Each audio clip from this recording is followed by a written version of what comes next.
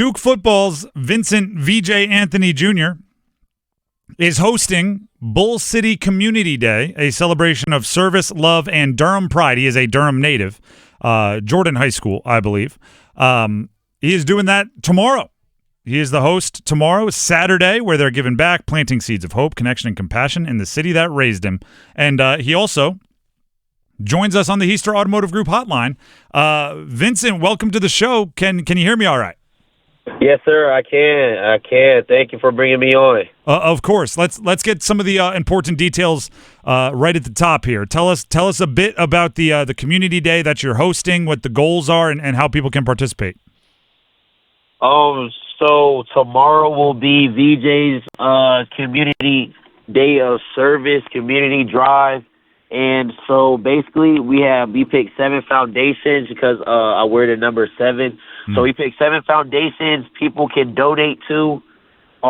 If you go on my Instagram at @the1VJ_, the post is up there and the link is in the bio where you can press, and it's an Amazon link where you can go and pick out the items you want to donate, or you can come tomorrow with that address. It's at DSSI Sports off of Irwin Road on Duke's campus.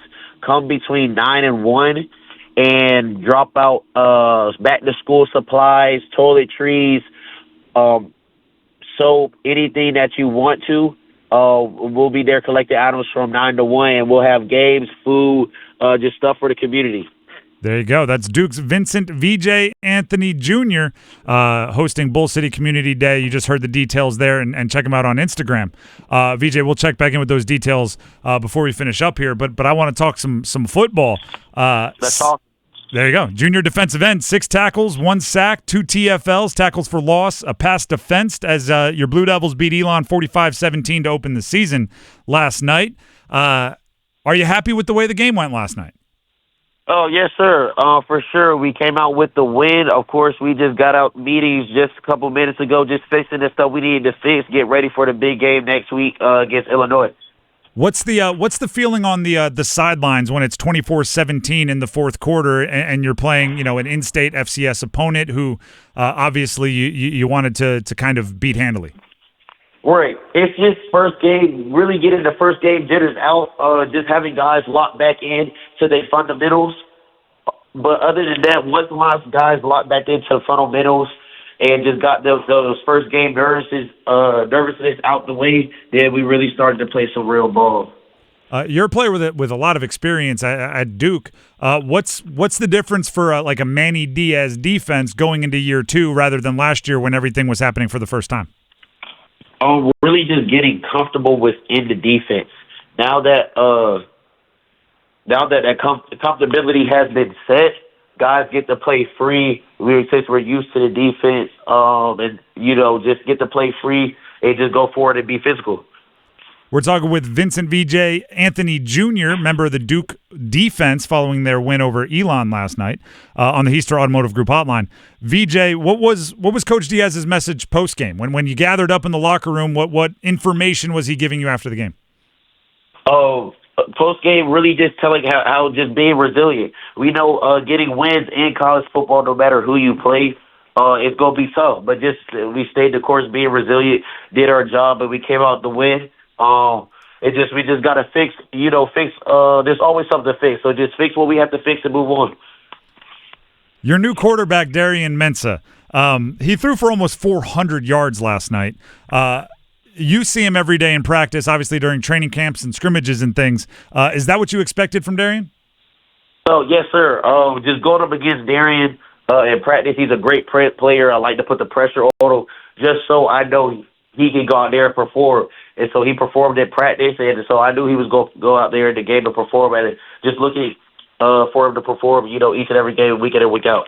We've talked with him a few times, and he's very professional with the media, right? He's very, he's on message with what Coach Diaz is saying. As a defensive player, do you guys get into it on the practice field? Does he open up that personality with some trash talk?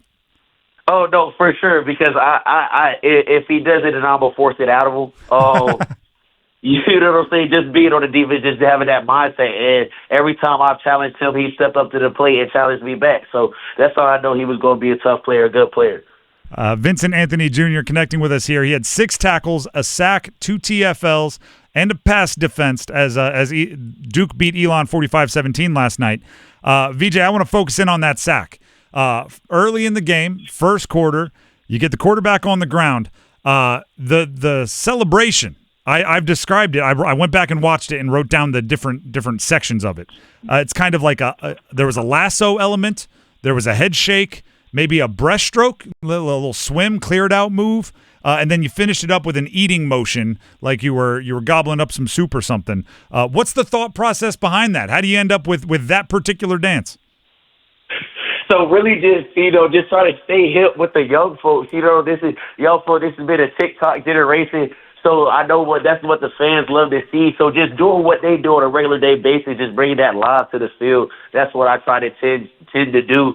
But there's each week, each play, there's gonna be a different celebration. I might bring it back old school next week and do a little something. So that was for the young folks, the young people, young generation.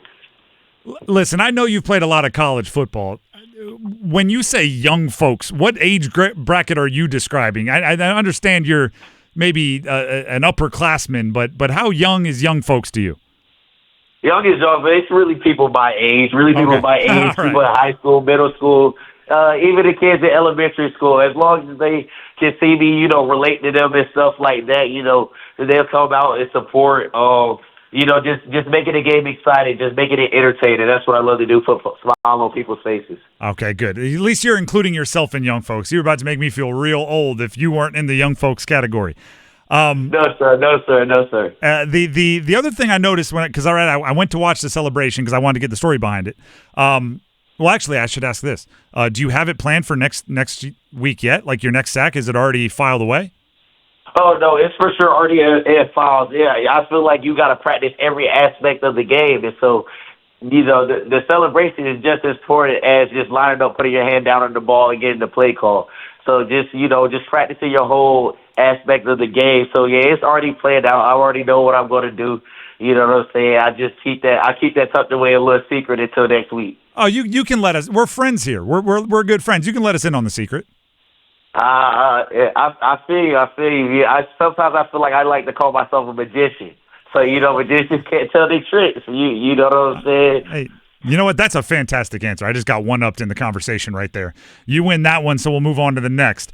But while I was watching the celebration, I did notice, I believe you had an Omega brand on your stomach there. It looked like the Omega Sci-Fi brand, and you had the shirt tucked up. Is that intentional to show off your if I am reading this correctly? If I'm wrong, please let me know. But is that intentional to show off the fraternity loyalty you have there on your stomach? Oh, for sure. That's just to show, how the fraternity is just, it's a huge part in my life. The Big Sci-Fi Fraternity Incorporated is just a huge part of my life and my family's life. So just shouting them out is just in a different way. So, people can see that, the men of Omega, they do great things in the classroom, community, and on the field. We're talking with Vincent Anthony Jr., VJ of the Duke football team, junior defensive end.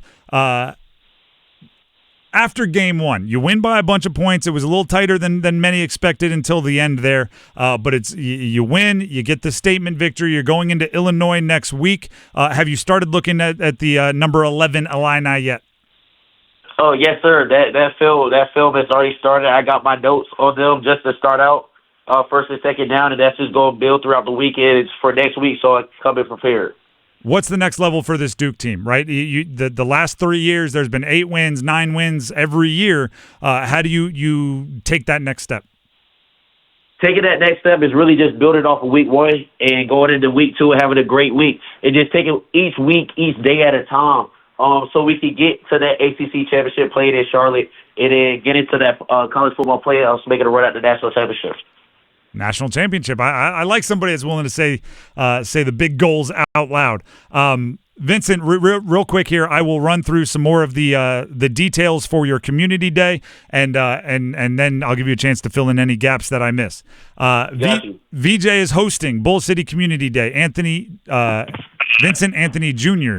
will host Bull City Community Day, a celebration of service, love, Durham pride.